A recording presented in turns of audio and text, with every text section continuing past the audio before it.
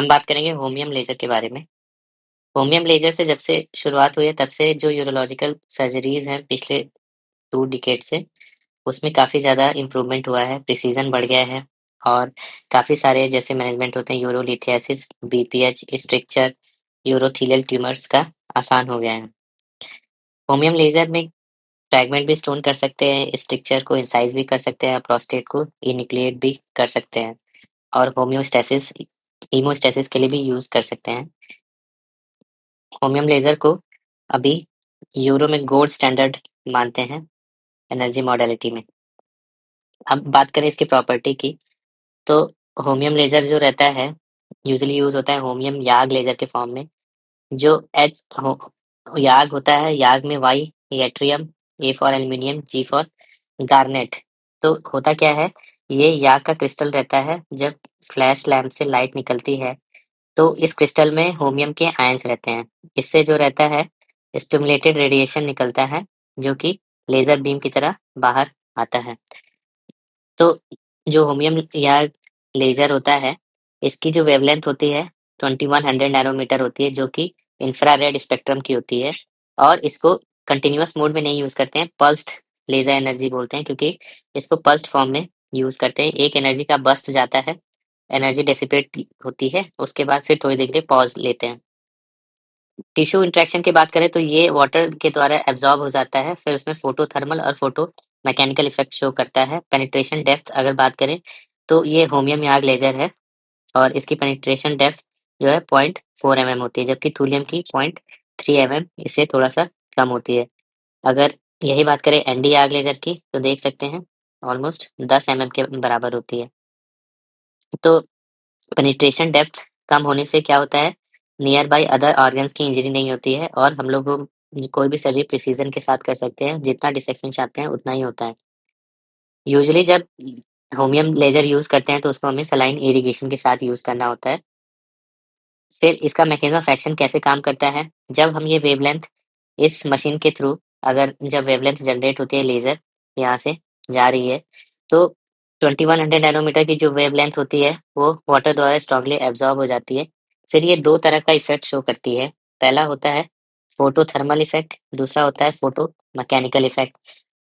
तो thermal effect क्या होता है? Photo means light. तो ये जो लेज़र है पहले उस एरिया को जो सेल्स होते हैं उनके अंदर जो वाटर होता है उसको हीट करके वेपोराइज़ कर देती है, जिसकी वजह से टिश्यू कटिंग होती है।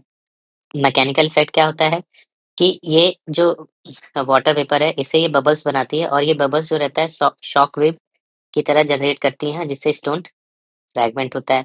तो पहला जो इफ़ेक्ट होता है वो वेपोराइज़ेशन और टिश्यू कटिंग करता है, दूसरा शॉक वेव जनरेट करता है। तो जो शॉक वेव जनरेट करता है उसको बोलते हैं फोटो मैकेनिकल इफ़ेक्ट।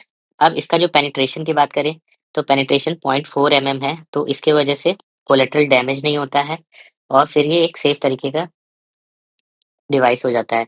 फिर इसके यूज़ की बात करें तो सबसे पहले हम बात कर लेते हैं लिथोट्रिप्सी का। तो इ पूरे किडनी में अगर स्टोन हो, यूरेटर में हो, ब्लैडर में हो, कहीं भी हो, तो उसको फ्रैगमेंट करने के लिए हम यूज़ कर सकते हैं। बेसिकली जो टेक्नीक यूज़ करते हैं, हम लोग 3 टेक्नीक होता है।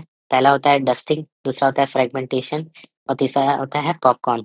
हम आगे एडवांटेज की बात करें, तो जो होमियम लेज़र होता है, वो हर टाइप के स्टोन को ब्रेक करने के लिए यूज़ कर सकते हैं, चाहे वो सिस्टीन हो, चाहे कैल्शियम ऑक्सलेट मोनोहाइड्रेट हो, जो कि ESWL और PCNL में काफ़ी मुश्किल से टूटते हैं। फिर इसमें रेट्रोपल्शन जो स्टोन में होता है, जो न्यूमैटिक लिथोट्रिप्टर में होता है, वो ज़्यादा होता है और इसके केस में काफ़ी कम होता है और इस रेट्रोपल्शन को MOSES टेक्नोलॉजी की मदद से और कम कर दिया गया है। फिर ले इस होमियम लेज़र की ख़ास बात क्या होती है कि इसको फ्लेक्सिबल स्कोप के साथ भी यूज़ कर सकते हैं और रिजिड स्कोप के साथ भी। तो फ्लेक्सिबल जो के ही देने के आज RIRS जो प्रोसीजर पॉसिबल है, वो इसी की वज़ह से होता है।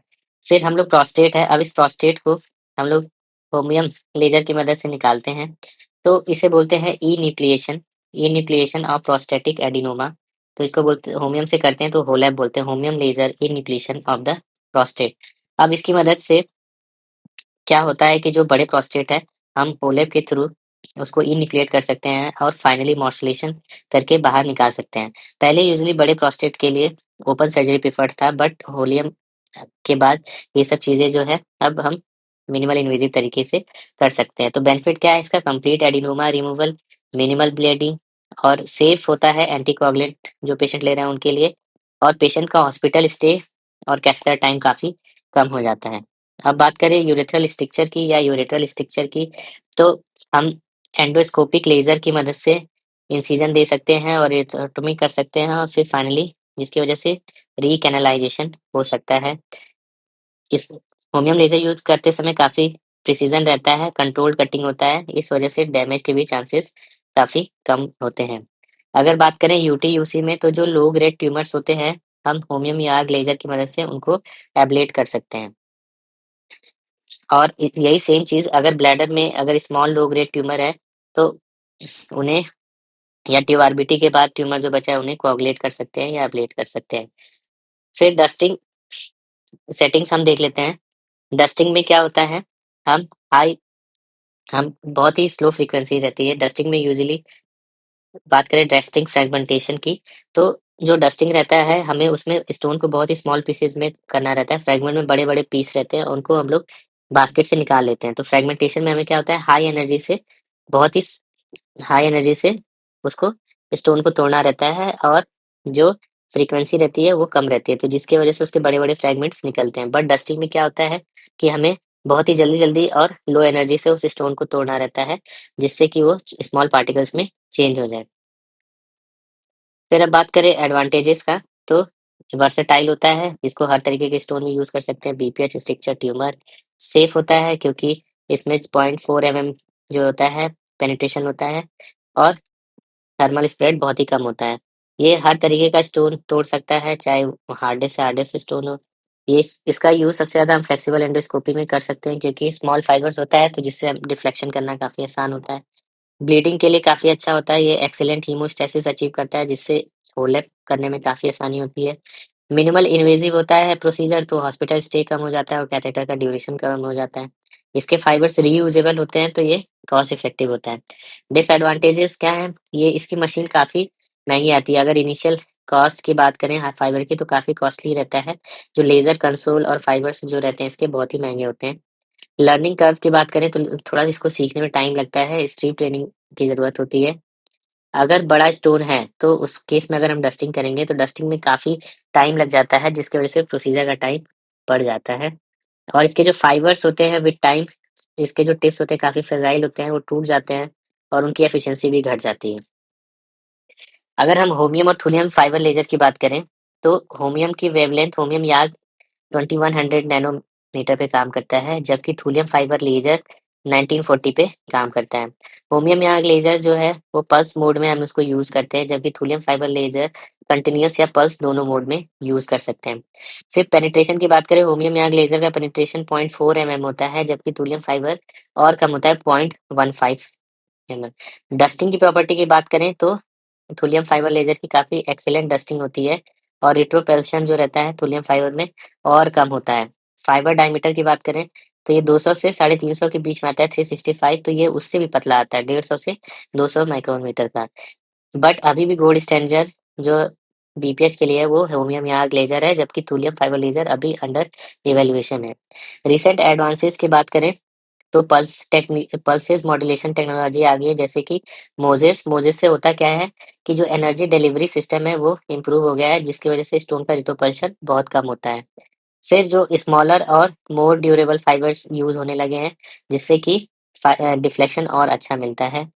फिर उसके बाद लेज़र इमिशन को कंट्रोल करने वाले सॉफ्टवेयर हैं, जिससे कि मॉड्यूलेशन और प्रिसिजन बढ़ गया है। तो हम ये देख सकते हैं 3 प्रोसीजर: डस्टिंग, फ्रेगमेंटेशन और पॉपकॉर्न।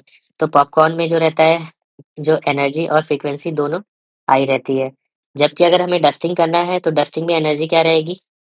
लो एनर्जी रहेगी, और हमें बहुत ही जल्दी-जल्दी हाई फ्रीक्वेंसी से करना होगा।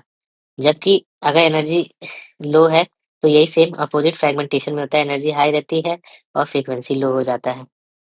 अब वैल्यूज़ की बात करें, तो पॉपकॉर्न इफ़ेक्ट के लिए जो वैल्यूज़ हैं, हम 15 याद कर लेते हैं। तो इसका जो एनर्जी है वो हो गया 15 जूल, 1.5 जूल, और फ्रीक्वेंसी हो गया 15 हर्ट्ज़, और पावर हो गया 15 वॉट। फिर अगर हम बात करें फ्रेगमेंटेशन का, तो फ्रेगमेंटेशन का जो फ्रीक्वेंसी होता है 5 हर्ट्ज़ होता है। तो डस्टिंग की अगर एनर्जी की बात करें तो 0.5 जूल होता है। ये दोनों के जो वैल्यूज़ है सेम होते हैं। फिर उसी तरीके से अगर हम फ्रेगमेंटेशन में एनर्जी की बात करें तो 2 जूल एनर्जी यूज़ होता है और डस्टिंग में अगर फ्रीक्वेंसी की बात करें तो 2 के आगे 0 हर्ट्ज़ इसकी फ्रीक्वेंसी होती है। तो इस तरीके से हम याद कर सकते हैं।